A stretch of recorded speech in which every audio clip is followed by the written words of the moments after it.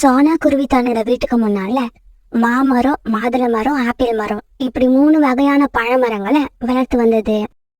இந்த மரத்துல உள்ள பழங்கள்ல அந்த காட்டுல உள்ள எல்லா பறவைகளும் வந்து சாப்பிட்டு தங்களோட பசியை தீர்த்துக்கிட்டாங்க. சோனா குருவி இந்த மரங்கள்ல உள்ள பழங்களை யாரும் சாப்பிடக்கூடாதுன்னு எந்த பறவையும் தடுத்து நிறுத்தினதே கிடையாது. இன்னும் சொல்ல போனா மற்ற பறவைங்களுக்காகவே சோனா குருவி தன்னோட வீட்டு வாசல்ல இந்த மரங்களை வளர்த்து வந்துச்சு. சோனா, உன்ன மாதிரி பறவைய பாக்குறது ரொம்ப கஷ்டம். இந்த மரங்கள் சின்ன செடிகளா இருந்தப்ப உதவிக்கு யாரையும் கூப்பிடாம நீயே கஷ்டப்பட்டு எல்லா செடிகளையும் மரமா வளர வச்ச. ஆனா அந்த மரங்கள்ல இருந்து பழங்கள் வந்த உடனே எல்லா பறவைகளையும் அதை சாப்பிட அனுமதிச்சு அவங்க பசி தீர சாப்பிடுறத பார்த்து சந்தோஷப்பட்டுக்கிட்டு இருக்க. புறாண்ணா, நீங்க சொல்றது உண்மைதான். இந்த பழங்களை மற்ற பறவைகள் சாப்பிட்றப்ப என் மனசுல ஒரு சந்தோஷம் உண்டாகும். ஆனா இப்ப கொஞ்ச நாளா அந்த சந்தோஷம் எனக்கு கிடைக்கல. ஏதோ ஒரு பறவை மரத்துல உள்ள காய்கள் பழுக்கிறதுக்கு முன்னாடியே அதை கீழே தள்ளி விட்டுடுது. யாருக்கும் பயன் தராம அந்த காய்கள் மண்ணுல விழுந்து மக்கி போறத பார்க்கும்போது என் மனசு ரொம்பவும் கஷ்டப்படுது. சோனா, இதுக்காக கவலைப்படாத. இன்னைக்கு நாம 3 பேரும் மறைஞ்சு இருந்து எந்த பறவை இந்த மாதிரி செய்யுதுன்னு கண்டுபிடிப்போம். கண்டுபிடிக்கிறது மட்டும் இல்ல, அந்த பறவைக்கு தக்க தண்டனையும் கொடுப்போம். இப்படி பேசிக்கிட்ட புறா, ரீட்டா, கிளி, சோனா குருவி இவங்க 3 பேரும் ஒரு மரத்துக்கு பின்னால மறைஞ்சிருந்தாங்க. பிறகு கொஞ்ச நேரத்துல காலுக்காகவும் கோரிக்காகவும் ரொம்பவும் ஜாலியா பறந்து வந்து ஆளுக்கு ஒரு மரத்து மேல உட்கார்ந்தாங்க. இப்படி உட்கார்ந்த காலுக்காகவும் மாம்பழத்தையும் கோரிக்காகவும் மாதுளை பழத்தையும் வயிறு முட்டை சாப்பிட்டு முடிச்சாங்க. இப்படி சாப்பிட்டு முடிச்ச காலுக்காகவும் கோரிக்காகவும் அந்தந்த மரத்துல இருந்த காய்களை தங்களுடைய கால்களால கீழே தள்ளி விட ஆரம்பிச்சாங்க. கோரி, தினமும் பழங்களை சாப்பிட்டு முடிச்சதுக்கு அப்புறம் இப்படி காய்களை கீழே தள்ள சொல்றியே, அது எதுக்காக? காலுஜி, நாம சாப்பிட்ட சாப்பாடு நமக்கு செரிக்கணும்னா ஏதாவது வேலை பார்க்கணும். நமக்கு தான் வேலை பார்த்தே பழக்கம் இல்லையே, அதனாலதான் காய்களை கீழே தள்ளுற இந்த வேலையை பாக்குறோம். இப்படி பேசிக்கிட்ட காலுக்காகவும் குறிக்காகவும் விழுந்து விழுந்து சிரிச்சாங்க. இத பார்த்து கோவமான புறா, ரீட்டா, கிளி இவங்க 2 பேரும் காகங்க மேல பாஞ்சு அவங்கள அடிக்க ஆரம்பிச்சாங்க. அடிக்காதீங்க, எங்களை அடிக்காதீங்க. நீங்க எல்லாம் யாரு? எதுக்காக எங்களை அடிக்கிறீங்க? ஆமா, அடிக்காதீங்க, எங்களுக்கு ரொம்ப வலிக்குது. அப்படி அடிக்கிறதா இருந்தா கூட எதுக்கு அடிக்கிறோம்னு சொல்லிட்டு அடிங்க. புறானா, ரீட்டா, கிளி நீங்க 2 பேரும் முதல்ல அவங்க அடிக்கிறத நிறுத்துங்க. காலன்னா கோரியக்கா, நீங்க 2 பேரும் செய்யறது நியாயமா? வயிற்று பசிக்கு பழங்களை சாப்பிடுறீங்க, அதை யாரும் குறை சொல்லல. ஆனா அதுக்கப்புறம் காய்களை ஏன் கீழே தள்ளி விடுறீங்க? நீங்க கீழே தள்ளி விட்ட ஒவ்வொரு காயும் கொஞ்ச நாள் கழிச்சு பழமா மாறுங்கிறத நீங்க மறந்துட்டீங்களா? சோனா, நீ சொன்னதெல்லாம் சரிதான். இதுக்கப்புறம் நாங்க மரத்துல உள்ள காயை கீழே தள்ளி விட மாட்டோம். சோனா, புறாவையும் ரீட்டாக்களையும் விட்டு எங்களை அடிக்க சொல்லிட்டு இப்ப வந்து நியாயம் பேசுறியா? இத நான் மறக்க மாட்டேன் சோனா, இத நான் மறக்கவே மாட்டேன். இப்படி சொன்ன கோரிக்காகும் பிறகு காலுக்காக தாளிச்சுக்கிட்டு அந்த இடத்த விட்டு பறந்து போயிடுச்சு. காலுஜி, எனக்கு வர்ற ஆத்திரத்துல என்ன செய்யறதுன்னே தெரியல. கோரி, பொறுமையா இரு. சோனாவை இந்த தடவை நாம வேற மாதிரி பழி வாங்குவோம். வேற மாதிரி பழிவாங்க போறமா? அது எப்படி காலுஜி? எதுவும் பேசாம என் கூட பறந்து வா. இப்படி சொன்ன காலுக்காகும் பிறகு கோரிக்காக தாளிச்சுக்கிட்டு பக்கத்து காட்டுக்கு பறந்து போச்சு. இப்படி போன காலுக்காகும் தன்னோட நண்பரான ராணா குருவி கிட்ட போச்சு. என்ன காலு, என்ன பார்க்க ரொம்ப நாள் கழிச்சு வந்திருக்க? இங்க பாரு ராணா, நான் சொல்றத நல்லா கேட்டுக்க. எங்க காட்டுல சோனா குருவின்னு ஒரு குருவி இருக்கு. அந்த குருவியை நாங்க பழி வாங்கணும். அதுக்கு உன்னோட உதவி எங்களுக்கு தேவைப்படுது. காலு, உனக்காக நான் எதையும் செய்வேன். என்ன செய்யணும்னு சொல்லு. அந்த சோனா குருவிய நீ விரும்புற மாதிரி நடிச்சு கல்யாணம் பண்ணணும். பிறகு கொஞ்ச நாள் கழிச்சு சோனா குருவிய விஷம் வச்சு கொல்லணும். அதுக்கு சொந்தமா இருக்கிற ஒரு பெரிய வீடு, 3 மரங்கள், இத நாம 2 பேரும் ஆளுக்கு பாதியா பிரிச்சு எடுத்துக்கலாம். காலு, என்னோட வீடும் ரொம்ப பழசா போயிடுச்சு. இந்த சமயத்துல நீ சொல்ற ஐடியாவும் நல்லாதான் இருக்கு. அந்த வீட்டை நான் எடுத்துக்கிறேன். 3 மரங்களையும் நீங்களே வச்சுக்கோங்க. காலுஜி, உங்க நண்பர் ராணாவோட பேச்ச கேக்குறப்ப என் மனசுக்கு ரொம்ப சந்தோஷமா இருக்கு.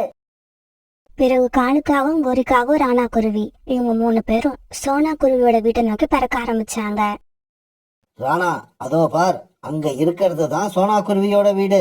அந்த வீட்டுக்கு எதிரில உள்ள மரத்துல உட்கார்ந்து இருக்கிறது தான் சோனா குருவி. இதுக்கு மேல உனக்கு எந்த விவரமும் தேவையில்லைன்னு நினைக்கிறேன். ஆமா, எனக்கு இந்த விவரங்களே போதும். இப்படி சொன்ன ராணா குருவி பிறகு அங்கிருந்து சோனா குருவி கிட்ட பறந்து போச்சு. குருவி, நான் உணவுக்காக ரொம்ப நேரமா அங்கேயும் இங்கேயும் அலைஞ்சு திரிஞ்சு பார்த்தேன். எங்கேயுமே உணவு கிடைக்கல. ரொம்ப நேரத்துக்கு அப்புறம் இந்த மரத்துல தான் பழங்களை பார்க்க முடிஞ்சது. இந்த மரத்துல உள்ள பழங்களை நான் சாப்பிடலாமா? இந்த பழங்களை யார் வேணாலும் சாப்பிடலாம், யாருகிட்டையும் அனுமதி வாங்கணும்னு அவசியம் இல்ல. சோனா குருவி இப்படி சொன்ன உடனே ராணா குருவி ஒரு மாம்பழத்தை சாப்பிட்டு முடிச்சது. என் பேரு ராணா. உங்க பேரு என்னன்னு நான் தெரிஞ்சுக்க ஆசைப்படுறேன். என்னோட பேரு சோனா. இந்த 3 மரங்களும் என்னோடதுதான். எல்லா பறவைகளும் சாப்பிடணுங்கிற எண்ணத்திலேயே இந்த மரங்களுக்கு நான் உரிமை கொண்டாடுறதே கிடையாது. அப்படியா? இது ரொம்பவும் நல்ல விஷயம். பழத்தை சாப்பிட்டதால என்னோட வயிறும், உங்க பேச்சு கேட்டதால என்னோட மனசும் நிறைஞ்சிருச்சு. ஆமா, உங்களை நான் இதுக்கு முன்னாடி இந்த காட்டுல பார்த்ததே இல்ல. நீங்க வேற காட்டை சேர்ந்தவங்களா? ஆமா, இந்த காட்டுக்கு நான் இன்னைக்குதான் முதலா வந்திருக்கேன். அப்புறம் நான் இங்கேயே கூடு கட்டி வாழலாம்னு இருக்கேன். கூடு கட்ட தேவையான காஞ்ச பொருட்கள் எங்க கிடைக்கும்னு உங்களால சொல்ல முடியுமா? நீங்க மலை பக்கம் பறந்து போய் தேடினீங்கன்னா காஞ்ச பொருட்கள் உங்களுக்கு நிறைய கிடைக்கும். சோனா, நீங்க சொன்ன தகவலுக்கு ரொம்பவும் நன்றி. இப்படி சொன்ன ராணா குருவி பிறகு அங்கிருந்து பறந்து காலுக்காகத்துக்கிட்ட போச்சு. இந்த ராணா குருவி எவ்வளவு நல்ல குருவியா இருக்கு. கிட்டத்தட்ட இந்த குருவியோட எண்ணங்கள் எல்லாம் என்ன மாதிரியே இருக்கு. என்ன ராணா, கல்யாணத்தை பத்தி பேசிட்டியா? உங்க கல்யாணம் எப்ப நடக்க போகுது? காலு, உன்ன மாதிரி ஒரு பைத்தியத்தை நான் பார்த்ததே இல்ல. இப்பதான் முதலா அந்த குருவிய பத்தி பேசுறேன். அதுக்குள்ள எப்படி கல்யாணத்தை பத்தி பேச முடியும்? இன்னும் கொஞ்ச நாள் போகட்டும். அதுக்கப்புறம் தான் கல்யாணத்தை பத்தி அந்த குருவி கிட்ட பேசலாம். இப்படியே சில நாட்கள் நகர்ந்துச்சு. ராணா குருவி இப்ப எல்லாம் அடிக்கடி மரத்துல வந்து உட்காந்து பழங்களை சாப்பிட ஆரம்பிச்சது. அப்படி பழங்களை சாப்பிட வரப்ப சோனா குருவி கிட்டையும் நிறைய நேரம் பேச சந்தர்ப்பம் கிடைச்சது. ஒரு நாள் இந்த மாதிரி சோனா குருவி கிட்ட பேசிக்கிட்டு இருக்கும் போது ராணா குருவி சோனா குருவிய பார்த்து இப்படி கேட்டுச்சு. சோனா, உங்ககிட்ட ஒரு விஷயத்த பத்தி பேச ஆசைப்படுறேன். சொல்லுங்க ராணா, நீங்க எந்த விஷயத்த பத்தி என்கிட்ட பேச நினைச்சாலும் தயங்காம சொல்லலாம். சோனா, நான் உங்களை கல்யாணம் பண்ணிக்க ஆசைப்படுறேன். ஆரம்பத்துல உங்களை கல்யாணம் பண்ணணும்னு நான் நினைக்கவே இல்ல. உங்க கூட பழக ஆரம்பிச்சு உங்க குணத்தை நல்லா தெரிஞ்சுக்கிட்டதுக்கு அப்புறம் தான் எனக்கு இந்த ஆசையே வந்தது. ராணா குருவி இப்படி கேட்ட உடனே சோனா குருவி வெக்கத்தால தலையை குனிஞ்சிருச்சு. என்ன சோனா, எந்த பதிலும் சொல்லாம தலைய குனிஞ்சுக்கிட்டீங்க? இந்த மௌனத்தை நான் சம்மதம்னு எடுத்துக்கலாமா? ராணா குருவியோட இந்த பேச்சுக்கு சோனா குருவி மௌனமா இருந்துச்சு. அத பார்த்த ராணா குருவிக்கு ரொம்ப சந்தோஷமாயிடுச்சு. சோனா, இந்த கல்யாணத்துல உங்களுக்கு சம்மதம்னு புரிஞ்சுக்கிட்டேன். நாளைக்கே நம்ம கல்யாணத்துக்கு ஏற்பாடு பண்றேன். பிறகு மறுநாள் ராணா குருவிக்கு சோனா குருவிக்கு கல்யாணம் நடந்து முடிஞ்சது. இப்படியே சில நாட்கள் நகர்ந்துச்சு. ஒரு நாள் ராணா குருவிய பார்க்க காலுக்காகவும் குறிக்காகவும் வந்தாங்க. என்ன ராணா, எதுக்காக சோனா குருவிய கல்யாணம் பண்ணணும்னு உனக்கு ஞாபகம் இருக்கா இல்லையா? என்ன கோரி இப்படி கேட்டுட்ட? எனக்கு எல்லாம் ஞாபகம் இருக்கு. அப்பாடா, எங்க உனக்கு ஞாபகம் இல்லைன்னு சொல்லிடுவியேன்னு பயந்துட்டேன். சரி சரி, இந்தா இந்த விஷ பாட்டில எடுத்து வச்சுக்க. சந்தர்ப்பம் பார்த்து இந்த விஷத்தை சோனா குருவியோட சாப்பாட்டுல கலந்துடு. ஆமா ராணா, அப்படி நீ செஞ்சிட்டீன்னா அந்த பெரிய வீடு உனக்கு, 3 மரங்களும் எங்களுக்கு. பிறகு ராணா குருவி கோரிக்காக கொடுத்த விஷத்தை எடுத்துக்கிட்டு தன்னோட வீட்டுக்கு திரும்பி வந்தது. ராணாஜி, வந்துட்டீங்களா? நான் உங்களை தான் எதிர்பார்த்துக்கிட்டு இருந்தேன். இன்னைக்கு நான் ரொம்ப சந்தோஷமா இருக்கேன். நான் சொல்ல போற செய்தியை கேட்டா நீங்களும் சந்தோஷமாயிடுவீங்க. சோனா, நீ என்ன சொல்ல போறன்னு சீக்கிரமா சொல்லு.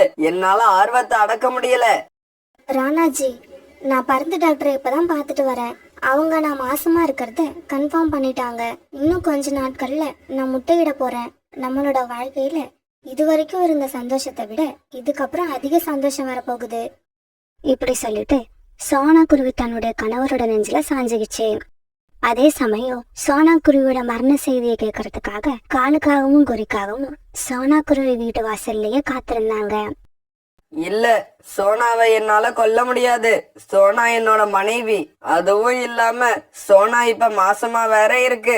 இந்த விஷயத்தை எல்லாம் சொல்லி இந்த விஷத்தை அந்த காகங்கள் கிட்டயே திருப்பி கொடுத்துருவோம்.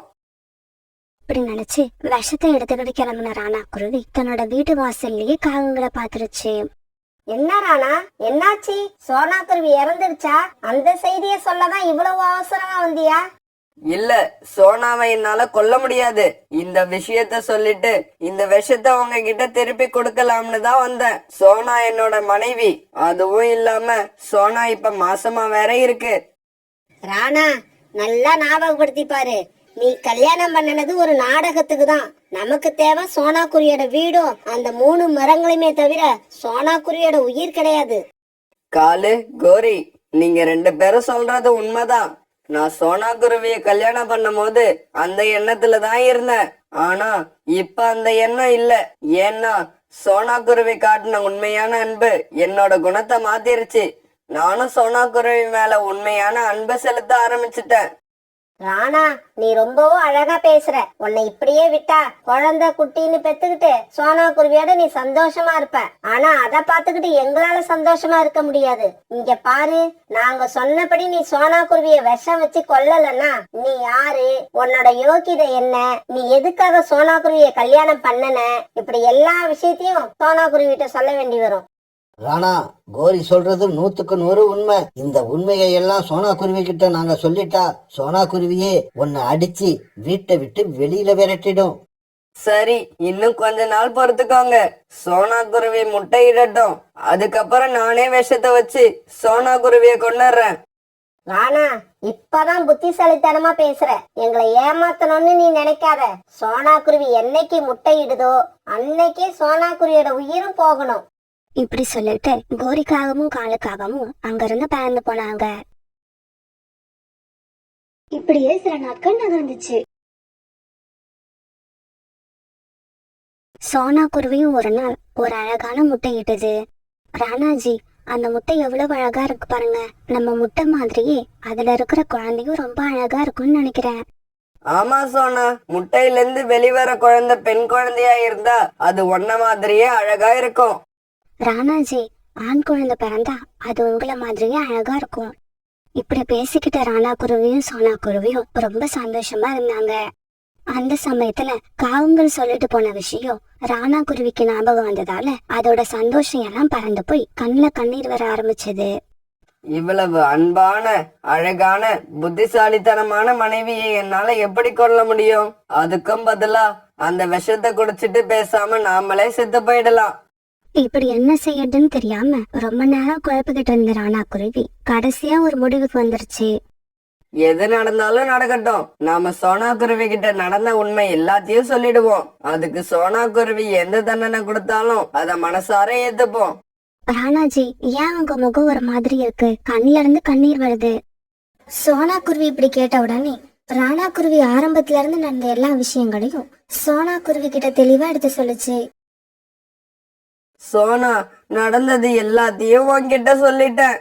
இப்ப நான் சொன்னது எல்லாமே உண்மை. இப்ப நீ எனக்கு என்ன தண்டனை வேணாலும் கொடுக்கலாம். அதை ஏத்துக்க நான் தயாரா இருக்கேன். ராணாஜி, நீங்க சொன்ன இந்த விஷயங்கள் எல்லாம் எனக்கு ஏற்கனவே தெரியும். அந்த காவங்களும் நீங்களும் ஒரு நாள் பேசிக்கிட்டு இருந்த எல்லாத்தையும் நான் கேட்டுட்டேன். அப்ப எனக்கு கொஞ்சம் அதிர்ச்சியா தான் இருந்தது. ஆனா அதுக்கப்புறம் என்ன நானே தேத்திக்கிட்டேன். நீங்க உண்மையானவரா இருந்தா எல்லா விஷயத்தையும் என்கிட்ட சொல்லி மன்னிப்பு கேட்பீங்கன்னு நினைச்சேன். அதே மாதிரி கேட்டுட்டீங்க. இப்ப நான் ரொம்ப சந்தோஷமா இருக்கேன். சோனா, என் மேல உனக்கு ஒன்னும் கோபம் இல்லையே? இல்ல ராணாஜி, கொஞ்சம் கூட இல்ல.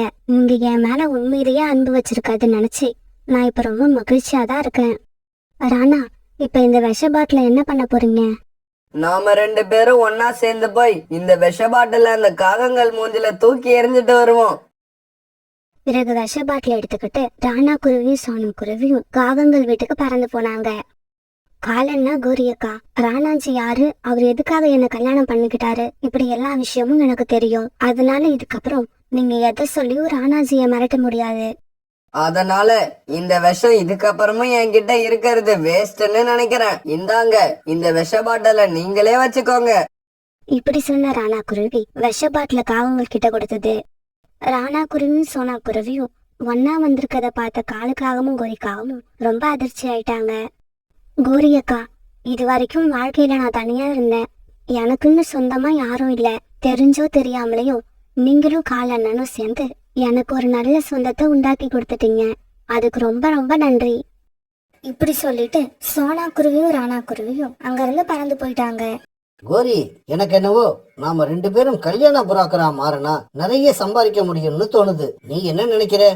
எனக்கா காலுஜி, இந்த விஷத்தை கொடுத்து உங்களையே கொல்லணும் போல தோணுது.